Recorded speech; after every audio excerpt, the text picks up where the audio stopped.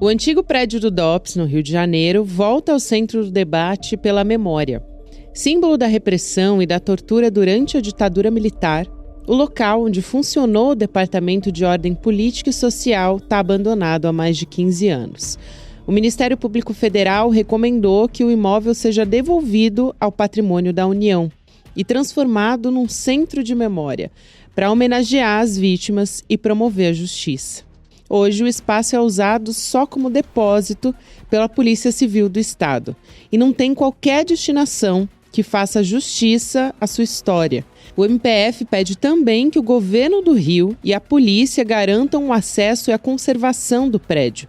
Além dessa recomendação, uma campanha ganhou força nas redes sociais, com o apoio de artistas como Humberto Carrão e do diretor de cinema Walter Salles. Para eles, memória e democracia andam de mãos dadas.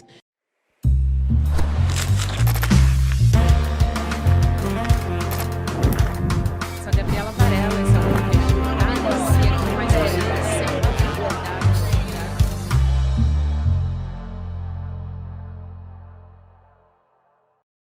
Olá, seja muito bem-vindo, seja muito bem-vinda. Eu sou a Gabriela Varela e esse é o Videocast em Detalhes. E aqui, sempre com um convidado ou uma convidada, a gente analisa uma temática, uma notícia importante do momento. Hoje eu vou conversar com o arquiteto e urbanista Felipe Nin, que é membro do coletivo Rio de Janeiro Memória, Verdade, Justiça e Reparação. E esse coletivo que está coordenando uma campanha, que é o Sem Memória Não Há Democracia, que luta pela criação do Centro de Memória dos Direitos Humanos também, no prédio onde funcionou o DOPS, no Rio. A gente vai entender melhor essa história. Felipe, é um prazer te receber aqui. Obrigada por aceitar nosso convite. Parabéns pelo trabalho que vocês estão fazendo. Um prazer enorme estar aqui com vocês. Imagina, na verdade, a gente que tem que te agradecer e parabenizar pelo trabalho que vocês vêm fazendo. Eu acho que para a gente começar a nossa conversa, eu quero te perguntar a importância de ter esse centro de memória nesse antigo prédio do DOPS, no Rio de Janeiro, e que você contasse um pouco qual é a situação desse lugar hoje. Acho que como arquiteto, eu estou falando com a pessoa certa para poder explicar para a gente quais são as condições, né, desse prédio histórico.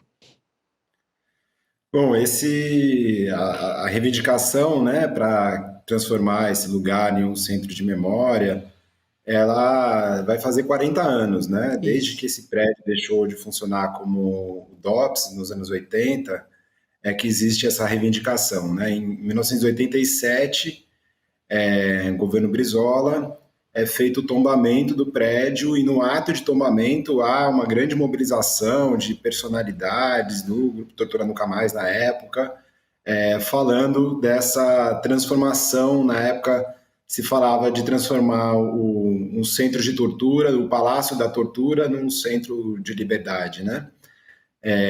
E desde então há uma disputa com a Polícia Civil que reivindica o prédio para fazer ali o Museu da Polícia. E aí a gente está falando, na verdade, de um prédio que não foi só um dos principais centros de repressão política, de tortura, de assassinatos da ditadura militar, né? A gente está falando de um prédio que foi o centro da repressão política ao longo de todo o século XX, no Rio de Janeiro, que foi o primeiro prédio da Polícia Federal, então foi o lugar onde centralizou a repressão política enquanto o Rio era a capital do Brasil, então ele tinha, inclusive, uma abrangência nacional, né? E a gente está falando do Estado brasileiro marcado por um histórico de violências, né? Por séculos de escravização, por duas ditaduras e por uma política de reparação que ainda está... que evoluiu muito pouco, né? Então, acho que existe uma dívida histórica do Estado brasileiro na reparação das violências perpetradas pelo Estado, que é uma dívida histórica, né?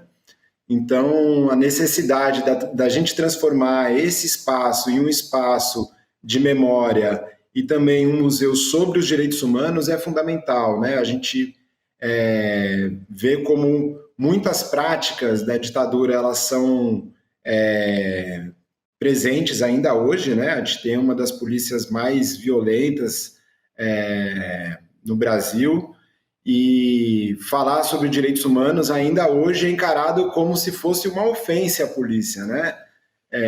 Então, assim, a gente ter um equipamento do Estado que fale sobre o que são os direitos humanos, né? Qual é a história dos direitos humanos, né? Que balize, né? De que maneira que isso faz parte dos tratados que o próprio Estado brasileiro é signatário. Então, eu acho que é um papel fundamental para a gente conseguir transformar o Estado em um Estado mais comprometido com os direitos humanos. Fundamental, e acho que você comentou um pouco sobre a história desse lugar, né, dos presos políticos que passaram por aí. Eu queria que você aprofundasse um pouco mais, por exemplo, a Olga Benário, enfim, são pessoas da nossa história, né, que deixaram um legado que, enfim, reverbera até hoje. A gente tem também outros presos políticos de importância muito grande para a nossa história, um acervo que se constituiu, o que se chamava, né, de acervo de magia negra, que no fim a gente sabe hoje que a gente está falando de religião de matriz africana.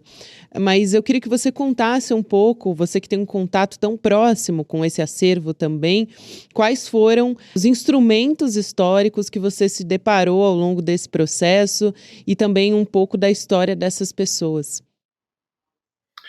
Pois é isso, como você falou, né? Eu, como arquiteto, tendo a oportunidade de entrar nesse prédio e sendo também uma pessoa que atua nesse campo dos direitos humanos, né? Tem um tio que foi preso lá nesse prédio, foi torturado, foi assassinado pela ditadura.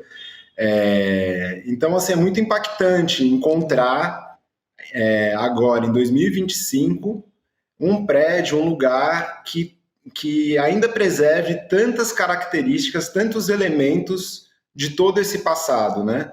E aí, como eu falei, não só do período da ditadura, mas de todo esse período do século XX, né?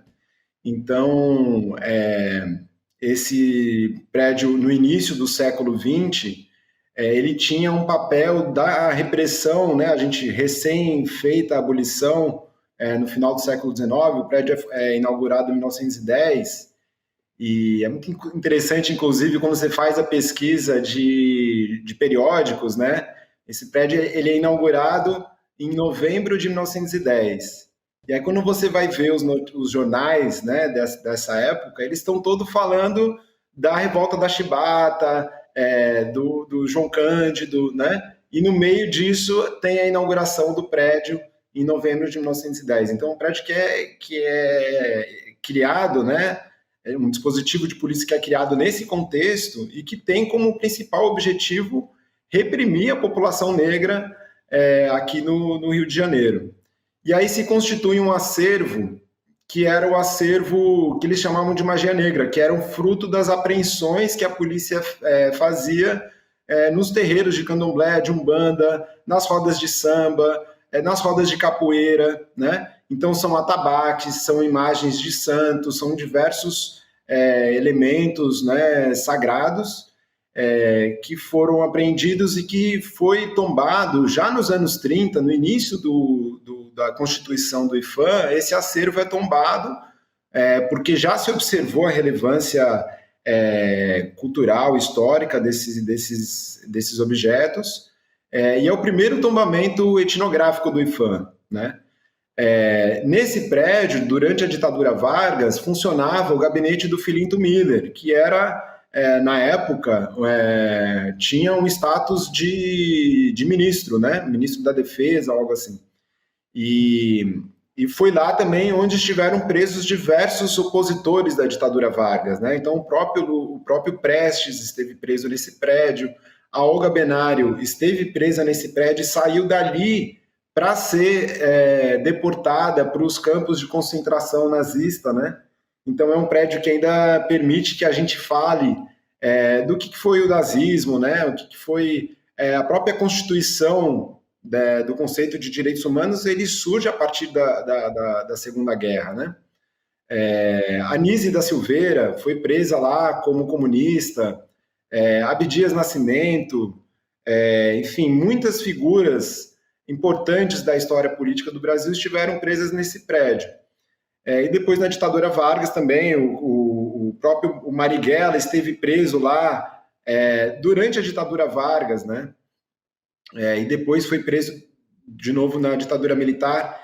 E o interessante é que esse prédio está em ruínas hoje. E apesar de estar em ruínas, o estado de conservação é gravíssimo, né? A gente tem elementos caindo, um risco enorme do prédio colapsar, né? E se perder completamente. Mas, como ele não teve um outro uso, depois de ter funcionado como DOPS, ele conserva todos esses elementos. Então, assim, a carceragem masculina, por exemplo, que fica no terceiro andar, é um lugar impressionante. Assim, você tem as portas, as grades, você tem inscrições deixadas pelos presos de vários períodos, né? Então, tem uma inscrição na porta de uma das celas solitárias que você percebe ali que a pessoa escreveu aquilo com uma profunda dor, com a incerteza do que iria acontecer com ela, e você tem ali uma data dos anos 50. Tem assim a sala onde os documentos eram produzidos e organizados com os escaninhos, né, os armários ainda originais. Tem a própria sala do Filinto Miller com o mobiliário original e autêntico da época, né?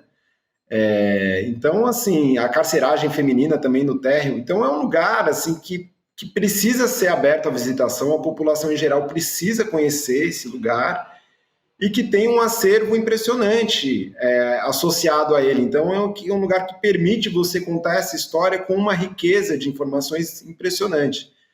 E aí, só para concluir, a gente tem um acervo tanto do DOPS, né, que já foi recolhido ao arquivo público, né? Então as fichas de todas essas pessoas presas você consegue consultar os prontuários, elas foram presas em que contexto, quais foram os depoimentos que elas deram, etc.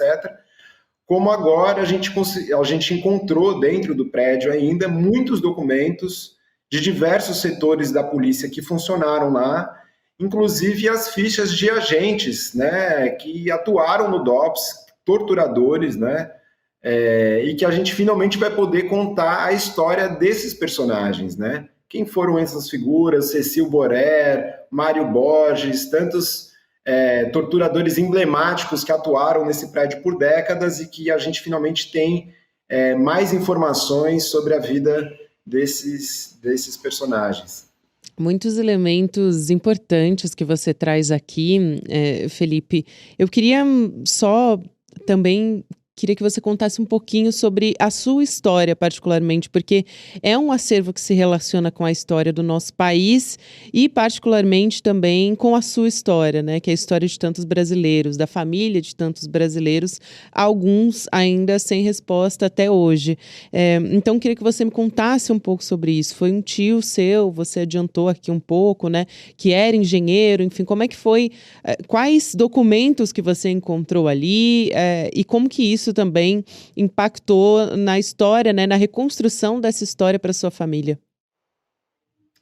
Pois foi um encontro, esse prédio tem um encontro, assim, existencial para mim, né, porque eu sou sobrinho do Raul Amaro Nin Ferreira, né, que foi torturado e assassinado no Rio de Janeiro aqui em 1971. E ele foi preso nesse prédio, né, ele foi preso numa blitz do DOPS e levado para lá em 1º de agosto de 1971.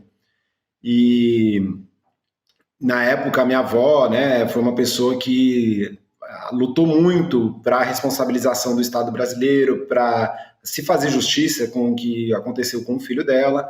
Ela foi uma das primeiras famílias a entrar com um processo contra o Estado, né, para esse reconhecimento. E na época ela fez tudo isso sem ter acesso a nenhum documento oficial, né? Nem os amigos que eram mais próximos do Raul ela pôde contactar porque ela foi perseguida também. O enterro do Raul estava cheio de agentes do DOPS, então era um contexto de ditadura, né? E aí, em 2012, quando a gente estava naquele calor de iniciar os trabalhos da Comissão da Verdade, saiu uma foto no Jornal Globo do Raul Amaro sendo fichado no DOPS. E essa foto, na época, ela teria encerrado o processo de cara, porque a alegação dos militares é que o Raul teria resistido à prisão e que, por isso, ele teria morrido em decorrência do embate que teria ocorrido ali no momento da prisão dele. E a foto dele, sendo fichado no DOPS, ele está inteiro, né? Então é uma foto que, por si só, já seria um elemento comprobatório ali da farsa que eles alegaram, né? Mas, para nossa surpresa, né, eu e meu irmão e mais um grande companheiro que infelizmente faleceu, que é o Marcelo Zelic, fizemos uma pesquisa sobre os documentos existentes sobre o meu tio e a gente encontrou mais de 300 páginas de documentos oficiais sobre a prisão, tortura e assassinato dele, né? E a gente fez um relatório que foi entregue à Comissão da Verdade na época, né, como uma contribuição da família para esse processo. E, assim, tem documentos impressionantes. Então, assim, a gente encontrou 4 relatórios dos interrogatórios que ele sofreu. Inclusive, 2, ele foi preso no dia 1º de agosto pelo DOPS, depois ele passou pelo DOI-CODE, aqui na Barão de Mesquita, né, que é o Batalhão da Polícia do Exército, e eu nasci e me formei ouvindo as histórias de toda essa luta, né? O meu irmão tem o nome dele, né, do meu tio Raul. Então, essa é uma história que está no meu sangue, que está que marca toda a minha trajetória, né? Então, me deparar com esse prédio foi uma coisa, assim, muito impactante, né? E eu acho que é uma história comum a muitas famílias, a muitas pessoas, né? Que estão relacionadas à história desse prédio. Então, é muito importante que esse lugar possa ser acessível, né? Que ele possa ser visitado, que esses documentos possam ser também consultados. Justamente, eu acho, Felipe, que muita gente, talvez que esteja acompanhando a nossa conversa, quando você descreveu como é que encontrou esses documentos, também se deparar, né, com quem torturou, tudo isso é muito impactante e acho que o que tornou muito palatável para muitos brasileiros foi o filme Ainda Estou Aqui, né, que ganhou o Oscar, e a própria Fernanda Torres participa da campanha, ela gravou um vídeo sobre a campanha, o Walter Salles também, enfim. Eu queria te perguntar se você acha que iniciativas como a do filme, enfim, que acabou ganhando o Oscar e tomou uma proporção que eu acho que a gente nem imaginava quando ele foi lançado, né? Apesar de ser uma obra maravilhosa. Mas, ainda assim, eu gostaria de te perguntar se esse conhecimento também, se isso contribui, né, para ampliar o conhecimento a respeito do que foi a ditadura militar para as famílias, porque você acessa ali o mundo particular dessa família, o drama que essa família viveu e o que se perdura até hoje também. A importância da arte também, né, para democratizar esse conhecimento e também desconstruir um preconceito que se criou, né, no governo anterior, no governo Bolsonaro, se relativizou muito a ditadura militar, né? E o quanto foi... A gente volta a discutir o quão repressiva e violenta esse capítulo da nossa história foi, né? Exatamente, eu acho que o filme ele é um fenômeno, né, social, assim, a Claro. repercussão que ele ganhou e eu acho que a repercussão que ele ganhou é um reflexo do quanto que essa pauta, quanto esse tema, ele afeta as pessoas, né? E eu faço um paralelo também com o processo que foi as Comissões da Verdade, enfim, a gente, na época, né, fiz muitas críticas ao trabalho das Comissões da Verdade, porque claro que a gente, como familiar, queria muito mais, né, a gente queria que se fizesse justiça, né, a gente queria ver os torturadores ali, no mínimo, sentados e sendo interrogados, né, e infelizmente isso avançou pouco na comissão. Mas acho que não dá para negar que as comissões da verdade tiveram um papel muito importante de trazer esse assunto de volta, né, à tona. E eu acho muito interessante, assim, como parece que é um trauma tão grande, se colocou uma pedra tão pesada em torno desse assunto, que toda vez que se tira, que se dá espaço para que esse assunto possa ser falado, as coisas, essa memória, ela vem com uma força muito forte, assim, muito impressionante, né? Então, nas comissões da verdade, isso foi um movimento, foram centenas de comissões que foram sendo criadas, né? Por segmentos, por município, por estado, e histórias muito importantes vieram à tona, né?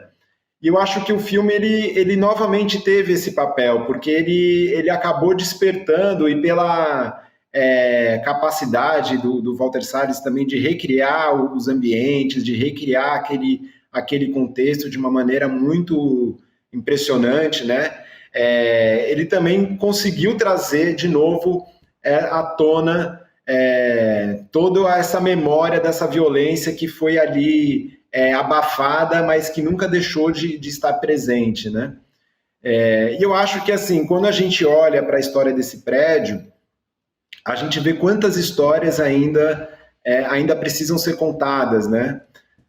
Não só de pessoas presas, torturadas, perseguidas, né? E principalmente a população negra, a população indígena, enfim, a gente teve infelizmente, né? A gente tem um recorte de classe e de raça em relação às pessoas que são entendidas como vítimas da ditadura.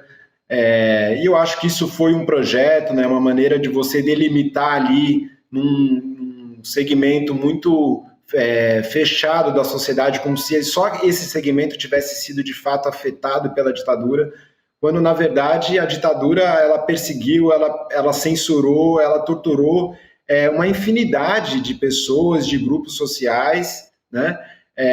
E deixou como legado diversas práticas autoritárias que estão aí até hoje, né? Eu quero saber também como é que está essa questão juridicamente, né? O Ministério Público Federal entrou nessa história, eu quero saber como é que está esse inquérito de retomada por parte da União, do prédio, qual a chance de fato disso acontecer e se vocês têm algum tipo de diálogo com a ministra Esther Dweck, que seria a responsável conforme a recomendação do MPF, né? Porque esse prédio hoje ele está sob a posse do governo estadual. Como é que fica essa situação? Então, a gente, pelo coletivo Memória, Verdade, Justiça e Reparação, a gente fez uma representação no Ministério Público Federal no ano passado, né? Então, foi aberto um inquérito para apurar os elementos que a gente denunciava. Era o abandono do prédio, então a possibilidade dele vir a colapsar, um prédio tombado, né? Então, há um dever de conservação e de preservação do patrimônio. E havia também já algumas movimentações da polícia avançar com o projeto do Museu da Polícia lá, né? E o projeto do Museu da Polícia, ele simplesmente ignora toda essa história do período do DOPS, enfim, de todas essas práticas de violência, né? Inclusive, por exemplo, a proposta deles, onde é hoje a carceragem feminina, né? Era transformar aquilo num restaurante, num bistrô, uma coisa assim. Então, assim, uma restauração que, na verdade, iria fazer um apagamento da história do prédio. Então, foi aberto esse inquérito. A gente também já denunciava a questão dos documentos, porque na época que a gente tinha entrado no prédio durante a Comissão da Verdade, o prédio ainda tinha muitos documentos, né? Inclusive fichários, enfim. O APERJ e o Arquivo Nacional visitaram o prédio, atestaram a relevância dos documentos na época e nada tinha sido feito. E depois, quando a gente conseguiu entrar no prédio no final de 2023, o prédio estava vazio, né? Então tinha uma questão de para onde que esses documentos tinham sido levados. E aí, o que se identificou, a gente tem feito diversas reuniões, né? O procurador, Dr. Júlio Araújo, que é quem preside o inquérito, tem feito reuniões para tentar encaminhar buscar soluções de consenso, né, em relação à situação, e identificou que, assim, pelo histórico do prédio ter sido, na verdade, construído quando o Rio de Janeiro era a capital e, portanto, um prédio foi construído como um próprio do governo federal, se observou que, na verdade, ele foi cedido para o governo do estado para ser uma delegacia de polícia, para funcionar como delegacia de polícia. Então, quando houve a transferência da capital do Rio de Janeiro para Brasília, há uma cessão do prédio para que ele continuasse funcionando como repartição de polícia. Mas há uma previsão de que, caso ele deixe de ter essa função, essa finalidade, que ele então é retomado pelo governo federal. Ele poderia ser retomado pelo governo federal. Então, o que a gente passou a reivindicar é que o governo federal exerça essa prerrogativa que está prevista em contrato e retome o imóvel para fazer a criação do centro de memória, né? O Ministério de Direitos Humanos e Cidadania, através do Nilmário Miranda, né, que é o assessor especial dessa pauta do Ministério, tem acompanhado essas reuniões do inquérito, manifestou, né, o interesse do governo federal pela retomada do imóvel, mas, na verdade, isso depende de uma ação mais proativa da Secretaria de Patrimônio da União, que é um órgão ligado ao Ministério de Gestão e Inovação da ministra Esther, né? Então, a gente tem tido contatos, né, tanto com a SPU, quanto com o Ministério dos Direitos Humanos, quanto com o Ministério da Cultura. Nós, inclusive, conseguimos fazer que essa demanda chegasse ao presidente Lula, né, em novembro do ano passado. O Lula se demonstrou totalmente favorável à proposta, né? Então, a gente está esperando que a Esther avance nas tratativas com o governo do Estado para efetivar essa retomada do imóvel, né?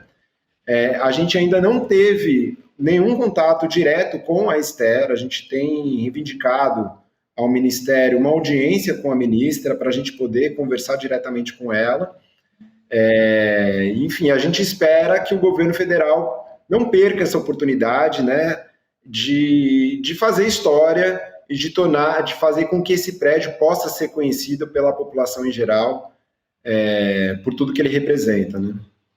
Com certeza, Felipe, e vocês têm todo o nosso apoio aqui. Eu quero me solidarizar também com a situação e impulsionar também essa campanha pessoalmente, e a nossa equipe aqui do ICL também. Muito obrigada por aceitar nosso convite e por compartilhar a sua história também e a história de tantos brasileiros, né? A nossa história coletivamente. Obrigada.